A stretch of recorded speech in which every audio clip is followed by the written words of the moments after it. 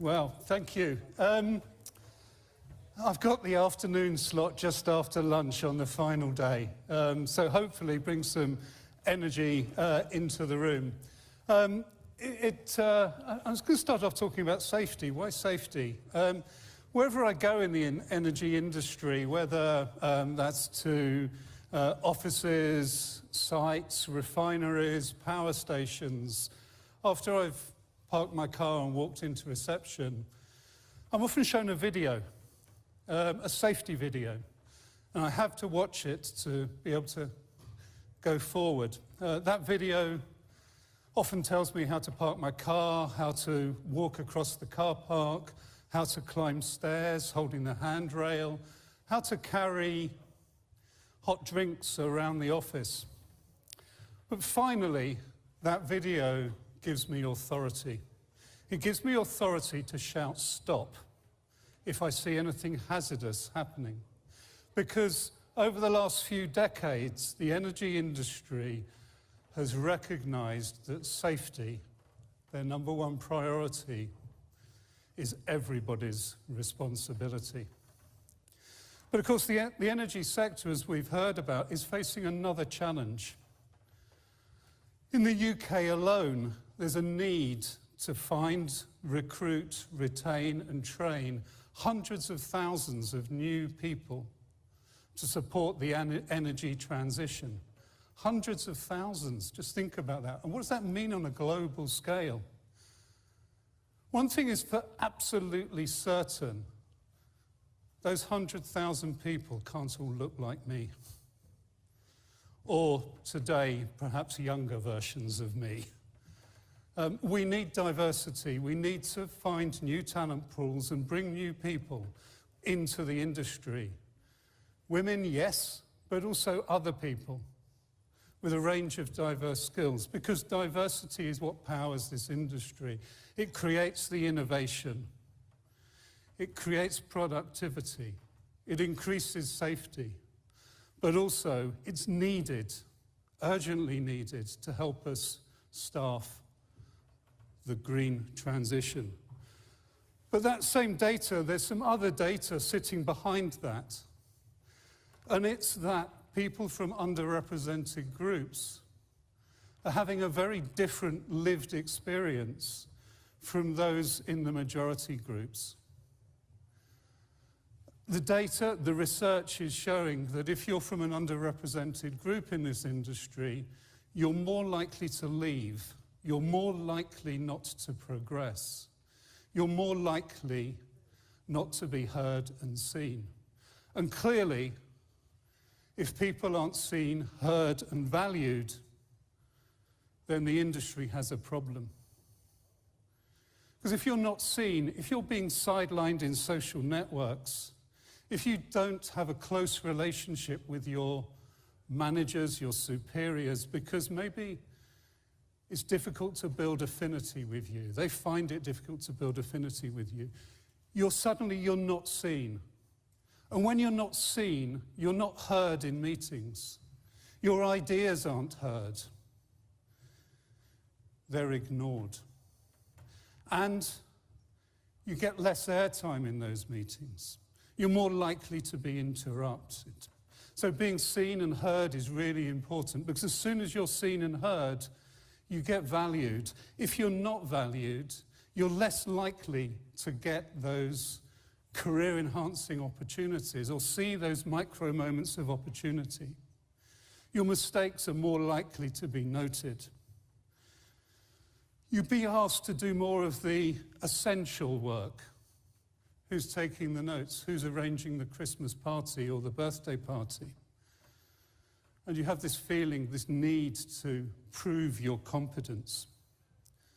So if you're not seen, heard, or being valued, you go into a vicious opportunity cycle, a downward opportunity cycle, which is completely different from those people in overrepresented or well-represented groups. Because if you're not seen, heard, or valued, you don't get those career-enhancing opportunities, you don't build a track record, you're less likely to get promoted, and you're more likely to see your career stagnate or leave. Now, of course, That's from your personal point of view. From the industry point of view, we're losing talent. We're losing innovation. We're losing productivity because we're not seeing and hearing these people. And what have we traditionally done about this? Well, it starts off with a business case. We all understand the business case, the need to recruit more people, but also the innovation, etc., that diverse talent brings.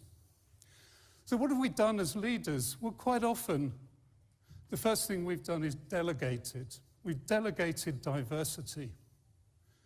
So we get HR and talent management to collect some data, to count, to find out exactly how diverse we are, and maybe where there's some need for improvement. And then we delegate to our talent management teams and ask them to go out and find new talent, find different talent, and they change the way that they advertise. They go and look for new talent pools. And they bring this wonderful, amazing new talent into the room. And then we start thinking about equity, because those people aren't getting to the table. We need to make sure that they can get to the table safely and happily. So we invest in PPE that actually fits them. We invest in female toilets. We think about, and facilities, highly necessary. We think about flexible and agile working, maternity leave, parental leave. But that's all, again, it's all delegated to HR. Those people are now around our tables safely. But quite often they're not happy because they don't feel that they belong. So what do? Again, we outsource to them. We set up ERGs and get this diverse talent working off the side of the desk to come together in groups, feel happy together, and then put on celebrations, International Women's Day in a few weeks' time. And then maybe we provide some coaching, mentoring, and support to help them flourish and succeed in the current culture. That's all outsourced. We are still not seeing, hearing, and valuing those people.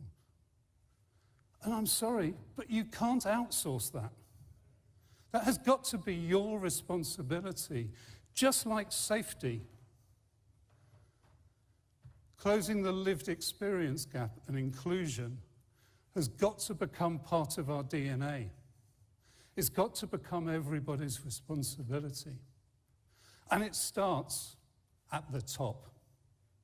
We need our leaders to role model behaviors, to become inclusive leaders themselves. Most people, most leaders I speak to, they start off thinking I'm highly inclusive. The reality is they rarely are, and we can all learn and get better. And here's the thing. It only takes 8 hours to turn the average manager and leader into a fully inclusive leader who can role model behaviors, who can see, who can hear, and who values that diverse resource. So my last thoughts to leave you with today are, if not you, who? If not now, then when? Let's stop talking about this. And let's start acting on it. Let's become more inclusive for the good of this industry. My time is up. Thank you.